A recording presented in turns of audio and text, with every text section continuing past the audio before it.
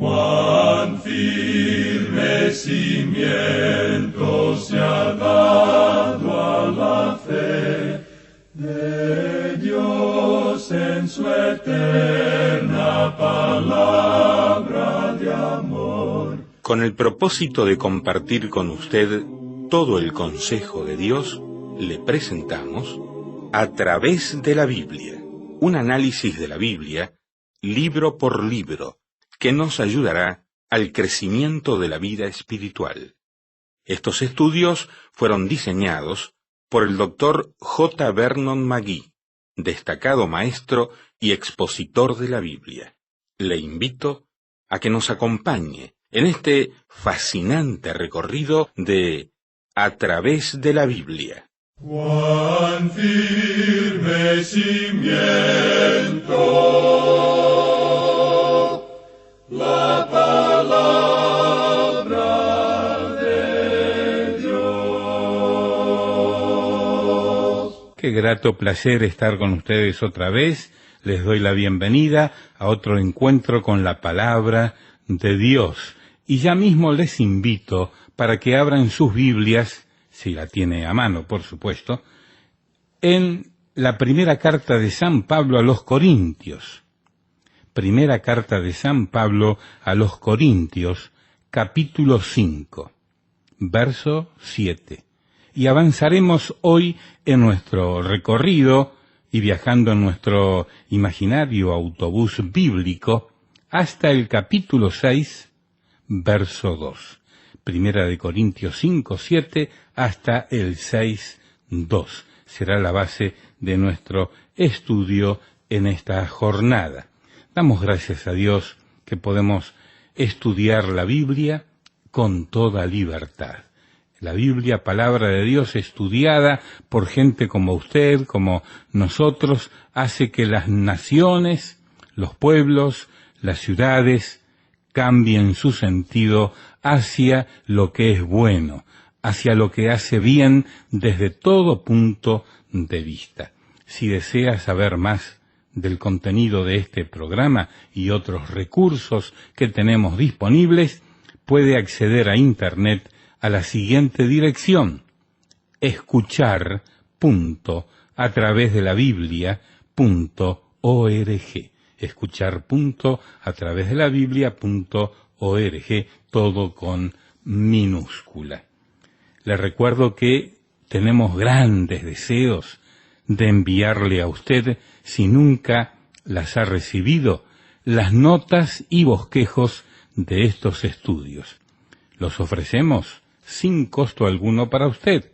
Todo lo que tiene que hacer es escribirnos a la dirección que daremos al finalizar el programa de hoy, como lo hizo, por ejemplo, Elder Eliud de Jutiapapa, Guatemala. Dice: los escucho por Radio Cultural desde hace algunos años. Ahora tengo 21 años y me ha ayudado mucho en mi vida espiritual. Quisiera seguir recibiendo las notas y bosquejos. Gracias, Elder Eliud, por esta linda comunicación a través de un correo electrónico, y con gusto, por supuesto, te seguiremos enviando lo que estás solicitando. Vamos ahora a orar. Señor, queremos encomendarnos a ti para este tiempo de estudio de tu palabra. Guíanos. En el nombre de Jesús lo pedimos. Amén. Continuamos nuestro estudio hoy del capítulo 5 de esta primera carta a los Corintios. Y vimos que aquí el apóstol Pablo está tratando un caso duro, un caso de inmoralidad. Y vimos que a pesar de este caso tan terrible, de este pecado tan horrible, ellos todavía se jactaban. Esto era lo que estaba haciendo la iglesia de Corinto en esa época. Al mismo tiempo que estaban cerrando los ojos y aceptando, aprobando esto por medio de su silencio, no tratando directamente con ese pecado que estaba en su propia congregación, ellos estaban jactándose de sus misioneros. Ellos estaban enviando misioneros a otros lugares y se estaban jactando de que seguían fielmente las enseñanzas de la Biblia. ¡Qué hipócritas!, ¿verdad? Ellos estaban jactándose de que estaban ganando almas para Cristo. Y eso, dijimos, cubre una multitud de pecados para algunas personas en el día de hoy. Amigo oyente, permítanos decirle que ellos se estaban gloriando, y entonces Pablo les está diciendo que eso no era bueno. Les dice, ¿no sabéis que un poco de levadura leuda toda la masa? Y la levadura nunca es el Evangelio, siempre es un principio del mal, y está aquí y en cualquier otro lugar. Luego continúa el apóstol Pablo escribiendo y dice en el versículo 7 de este capítulo 5 de la primera carta a los Corintios, Limpiaos pues de la vieja levadura, para que seáis nueva masa sin levadura como sois, porque nuestra Pascua, que es Cristo, ya fue sacrificada por nosotros. Él les está diciendo que quiten el mal, porque les puede suceder lo mismo que al pan cuando se le pone la levadura. Cuando uno pone un poco de levadura en la masa, como lo hacen en el campo cuando hacen bizcochos, por ejemplo, y ponen la masa cerca del horno, de esos hornos que se calientan con leña, por medio del calor comienzan a subir y cuando crecen o suben hasta cierto punto, pues el panadero o la persona que está haciendo los bizcochos o el pan los pone rápidamente en el horno. ¿Por qué? Porque ellos tienen que detener ese proceso. Si se los deja continuar, pues siguen subiendo y creciendo y finalmente toda la masa se echa a perder. Y si un amigo oyente no trata el mal que está dentro de la iglesia, eso puede explotar en cualquier momento y destruirá la efectividad de la iglesia. Un poco de levadura, dice el apóstol, leuda toda la masa. Es por eso que él les dice que debían limpiarse de la vieja levadura para hacer así nueva masa sin levadura, porque nuestra Pascua, que es Cristo, ya fue sacrificada por nosotros. En el Antiguo Testamento, después de la fiesta de la Pascua, seguía inmediatamente la fiesta de los panes sin levadura. Pablo entonces dice que Cristo, la verdadera Pascua, ya fue sacrificada por nosotros. Esto debe ser seguido por vidas que están libres de levadura. Pero en vez de eso, esta congregación en Corinto estaba permitiendo que la levadura, es decir, el mal, entrara en su iglesia. Y ellos eran precisamente los que hablaban de la crucifixión de Cristo y de su muerte. Y sin embargo, permitían que la levadura entrara en la iglesia. Luego el apóstol les dice aquí en el versículo 8 de este capítulo 5 de la primera carta a los Corintios, Así que celebremos la fiesta, no con la vieja levadura, ni con la levadura de malicia y de maldad, sino con panes sin levadura, de sinceridad y de verdad. La sinceridad nunca salvó a nadie, amigo oyente. Pero si usted es un hijo de Dios, entonces tendrá que ser sincero. El mundo de hoy necesita sinceridad entre los creyentes, como también necesita la verdad entre los creyentes. Y el apóstol Pablo dice, tengamos un poco de sinceridad y de verdad en la iglesia de Corinto. Ellos estaban en medio de una inmoralidad tremenda. Ellos pensaban que podían salirse con la suya. Pero no eran sinceros y estaban pretendiendo que todo marchaba bien. Pretendían que estaban diciendo la verdad cuando en realidad estaban mintiendo. Él dice en el versículo 9, Os he escrito por carta que no os juntéis con los fornicarios. Esa ciudad estaba llena de esta clase de gente. Se habían entregado por completo a una inmoralidad crasa. Luego él dice en los versículos 10 y 11 de este capítulo 5 de la primera carta a los Corintios, no absolutamente con los fornicarios de este mundo, o con los avaros, o con los ladrones, o con los idólatras, pues en tal caso os sería necesario salir del mundo. Más bien os escribí que no os juntéis con ninguno que, llamándose hermano, fuere fornicario, o avaro, o idólatra, o maldiciente, o borracho, o ladrón. Con el tal ni aun comáis. Pablo les está diciendo, ustedes han permitido que este hombre permanezca en comunión con ustedes, y hasta comen con él. Le dan palmaditas en la espalda, aceptándolo como si fuera uno de ustedes. Y él está viviendo en pecado. Y ustedes condenan eso cuando tiene lugar fuera de la iglesia. Y Pablo dijo, lo he condenado fuera de la iglesia, y esa ciudad de Corinto se ha entregado por completo a la inmoralidad. Había 1000 sacerdotisas en el templo de Venus o Afrodita. Y ellas no eran otra cosa que rameras, eso era todo lo que ellas eran. Eran prostitutas, y la ciudad se había entregado a esto en el nombre de la religión. Ahora la iglesia en Corinto pensó que podría descender al mismo nivel del mundo. ¿Cree la iglesia de nuestros días que puede descender a la nueva moralidad del mundo en la actualidad? ¿Piensa la iglesia que puede salirse con la suya en esto? La iglesia de hoy, amigo oyente, ha perdido su poder. Debemos agradecer a Dios por aquellas iglesias que aún quedan, que son maravillosas y se destacan como faros que alumbran en un mundo en tinieblas hoy. Esas son las iglesias bíblicas que se mantienen firmes por la palabra de Dios. Hay pastores en nuestros días que toman posiciones que quizá no agradan a los demás miembros de la iglesia, pero que se mantienen firmes a la palabra porque son fieles a la palabra de Dios. Y por ellos damos gracias a Dios. Quizá motive la salida de algunos miembros de esa iglesia, pero aún así le damos gracias a Dios por predicadores de ese tipo que tienen esa fuerza interna. La mayoría en el día de hoy se está aviniendo con las cosas que suceden, cerrando sus ojos, dejando que el mundo entre en sus iglesias, perdiendo por lo tanto su poder. Una iglesia impura es una iglesia paralizada. Una iglesia pura, en cambio, es una iglesia poderosa. Eso también es cierto en lo que concierne al individuo. Escuchemos lo que dice Pablo. Él está hablando en referencia a este hombre y dice a los de Corinto que él está en medio de ellos, que es su hermano y que ellos están actuando como si nada hubiera sucedido. Él no solo está hablando de un fornicario, él dice que eso también puede aplicarse a los que son avaros o a aquellos que gustan tomar las cosas que no les pertenecen. Habla también de los idólatras y de aquellos que actúan imprudentemente con otras religiones. Un hombre en cierta ocasión abandonó la iglesia. Era uno de los líderes de su iglesia, pero se unió a uno de esos cultos que existen en el día de hoy. Y amigo oyente, cuando usted comienza a ver un poco de infección en su iglesia, lo mejor es que trate de arreglar la situación, porque si no, va a corromper y a arruinar toda la iglesia. Porque recuerde usted que un poco de levadura leuda toda la masa. Luego dice el apóstol Pablo en el versículo 12, porque ¿qué razón tendría yo para juzgar a los que están fuera? ¿No juzgáis vosotros a los que están dentro? Pablo dice que él no está juzgando a la gente de afuera, que eso no es asunto de él. Yo pertenezco a los de la iglesia, él dice. Luego leemos en el versículo 13, porque a los que están fuera Dios juzgará. Quitad pues a ese perverso de entre vosotros. Ahora uno se pregunta, ¿en qué quedó todo esto? Bueno, si usted busca ya en la segunda carta a los Corintios, capítulo 2, versículo 4, encontrará la respuesta a su pregunta. Encontrará y se dará cuenta lo que sucedió. Leamos los versículos 4 hasta el 7 del capítulo 2 de la segunda carta a los Corintios. Y dice Pablo allí, porque por la mucha tribulación y angustia del corazón os escribí con muchas lágrimas, no para que fueseis contristados, sino para que supieseis cuán grande es el amor que os tengo. Pero si alguno me ha causado tristeza, no me la ha causado a mí solo, sino en cierto modo, por no exagerar, a todos vosotros. Le basta a tal persona esta reprensión hecha por muchos. Así que, al contrario, vosotros más bien debéis perdonarle y consolarle, para que no sea consumido de demasiada tristeza. O sea que este hombre se arrepintió profundamente cuando Pablo indicó lo que tenía que hacer. Y creemos que es necesario mucho valor en el día de hoy para no entrar en compromisos en la iglesia, pero valor para indicar las cosas y decir que eso es pecado.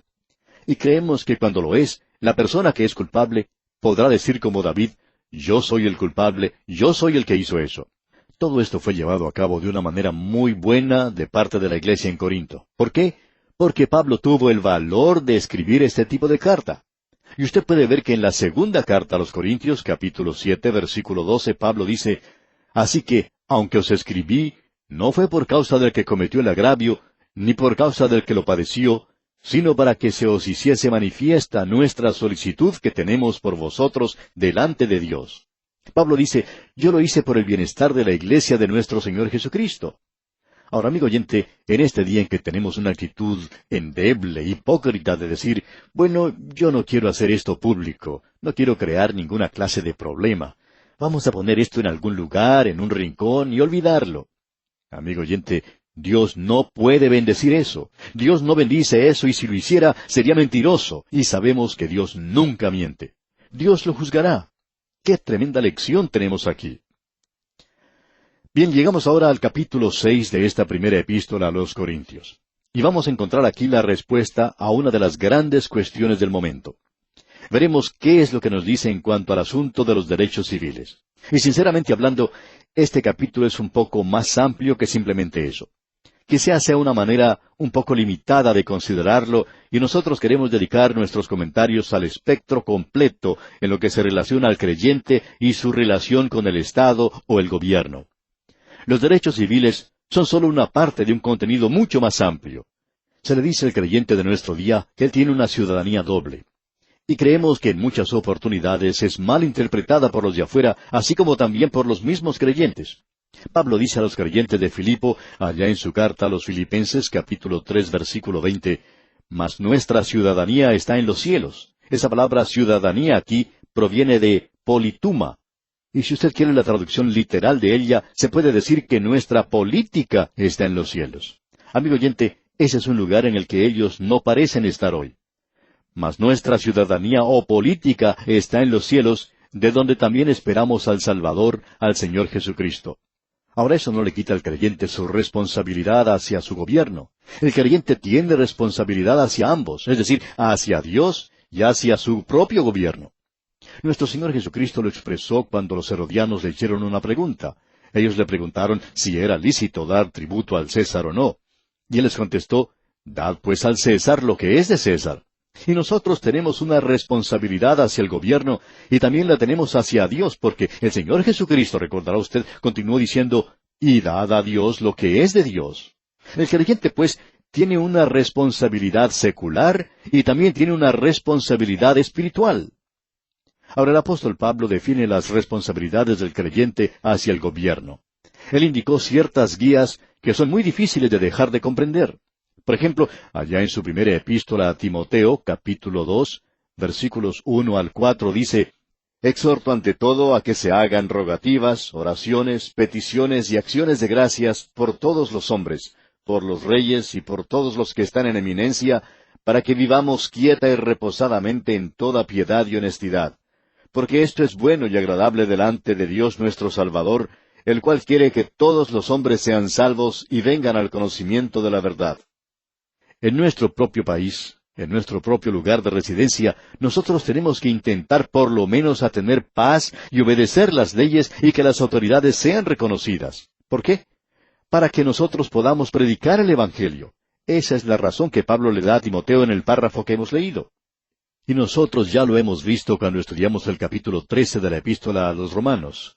En el primer versículo de ese capítulo, el apóstol dice, «Sométase toda persona a las autoridades superiores, porque no hay autoridad sino de parte de Dios, y las que hay, por Dios han sido establecidas». También se nos indica que no debemos oponernos a la autoridad, porque dice, «Los magistrados no están para infundir temor al que hace el bien, sino al malo». En otras palabras, aunque el gobierno romano de esa época era en realidad una dictadura, los emperadores eran en su mayoría un grupo de tiranos, y muchos de ellos se convirtieron en perseguidores de la Iglesia. Es cierto que si uno se oponía al gobierno romano, uno estaba en realidad con muchos problemas, porque ellos siempre tenían la oportunidad de arrestarlo a uno. No había ningún lugar donde uno pudiera escapar. Ahí no se podía escapar nunca. Así es que en esos días ellos tenían una dictadura verdadera. Pero aún así, había libertad para la predicación de la palabra de Dios. Y eso es lo que los creyentes tienen que tener en mente. Ahora, en el capítulo 9, versículo 6 de Génesis, se nos indica por medio de Dios que los gobiernos son establecidos por Él. Y en lo que nosotros podemos comprender, eso no ha sido nunca cambiado. Dios indicó allí, mejor dicho, estableció un principio y dijo, «El que derramare sangre de hombre, por el hombre su sangre será derramada, porque a imagen de Dios es hecho el hombre». En otras palabras, para mantener la dignidad y el respeto de los hombres, de la humanidad, se estableció la pena capital. Hay muchas personas que son muy tiernas de corazón y que se ofenden mucho cuando uno dice que cree en la pena de muerte. Piensan que eso es una cosa terrible, que el Señor Jesucristo nunca haría eso. Estas personas quieren saber si uno estaría dispuesto a ser la persona que tiene a su cargo la ejecución del criminal. Bueno, nuestra respuesta es que nosotros no lo haríamos porque ese no es nuestro trabajo. Nosotros tenemos otra tarea que hacer. Pero sí podemos decir a estas personas que así escriben que si ella desea estar segura en su propio hogar, entonces tiene que haber alguien dispuesto a llevar a cabo la ejecución de los criminales. Estamos en una época donde hay mucha gente que no obedece las leyes, y una de las razones para ello es que hay jueces que no son muy estrictos ni enérgicos en cuanto a la aplicación de la ley se refiere. Ahora la Iglesia y el Estado deben mantenerse separados. La Iglesia no tiene que dominar el Estado, ni tampoco dictarle leyes, ni el Estado tiene que controlar la Iglesia o tratar de ocupar el lugar de Dios.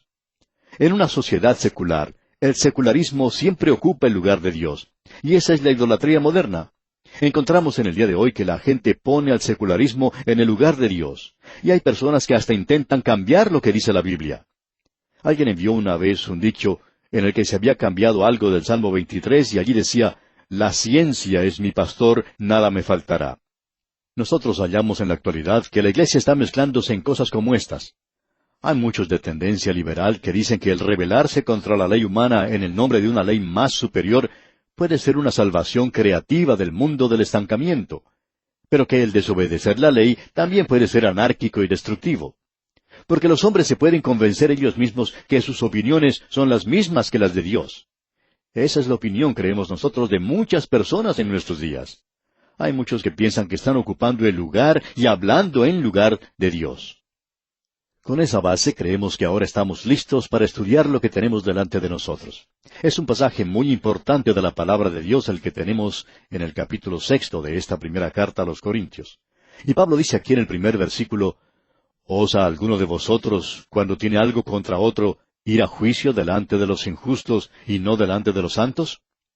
Ahora esta puede parecer una declaración un poco extraña, pero creemos que necesita ser entendida. Él no está diciendo aquí que uno no tiene que ir a juicio, porque esa es la única manera por la cual uno puede tratar con una persona que no es salva y que está desobedeciendo la ley y que le puede causar a usted grandes daños. Pero aquí quiere decir que uno no tiene que ir a juicio uno contra otro, pero se está refiriendo a dos de la misma clase, es decir, creyente contra creyente. Y esto es algo que es completamente ignorado por los creyentes y por la Iglesia.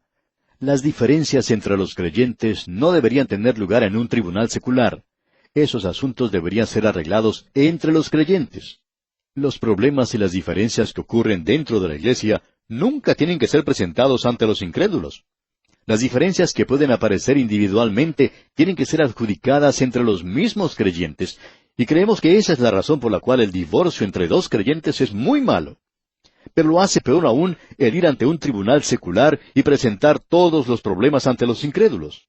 Creemos que eso es algo muy serio, y es una de las razones por la cual, cuando dos creyentes no tienen manera alguna de llegar a una reconciliación, lo mejor es una separación legal y no un juicio ante un tribunal secular. ¿Por qué entonces debe un creyente dejar que sean sus hermanos los que juzguen y no llevarlo ante un mundo perdido? Hay muchos en el día de hoy que prefieren llevar sus cosas ante el mundo perdido y no permitir que lo hagan los creyentes. Esto únicamente se aplica cuando es algo que tiene que ver con otro creyente, pero no le prohíbe al creyente que vaya ante los tribunales cuando sus problemas y diferencias son con un incrédulo. Pablo nos da aquí 3 razones por las cuales él muestra la capacidad del creyente. Notemos lo que dice en el versículo 2 de este capítulo 6 de la primera carta a los Corintios. ¿O no sabéis que los santos han de juzgar al mundo?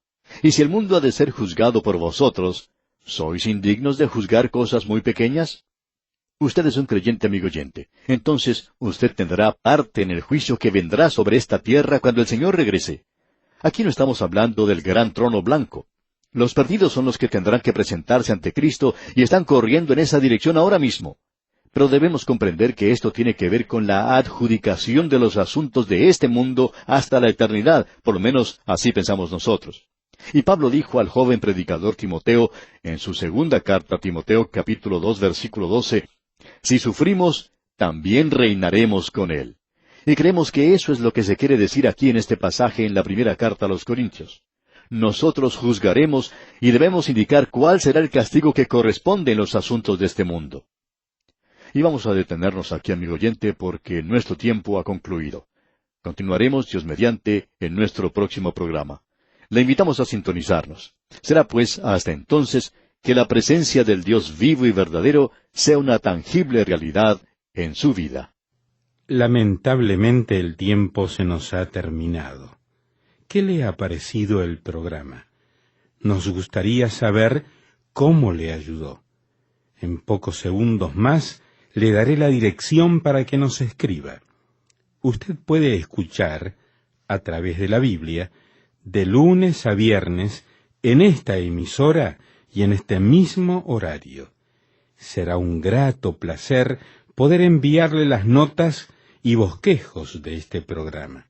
Estos libritos, sin costo para usted, le ayudarán a seguir paso por paso los estudios en cada libro de la Biblia. Su apoyo a este programa es muy importante para que podamos continuar día tras día con estos estudios bíblicos por radio.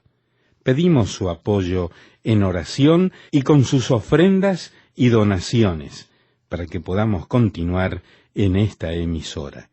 Si necesita más información o sencillamente para que nos cuente acerca de los beneficios que recibe de este programa, escriba a la siguiente dirección: A través de la Biblia, apartado 2805, Miami, Florida, 33265, 2805, Estados Unidos.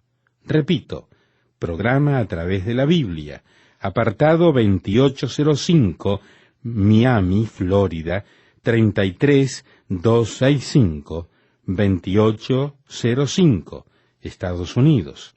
Por correo electrónico, escriba a atv@transmundial.org.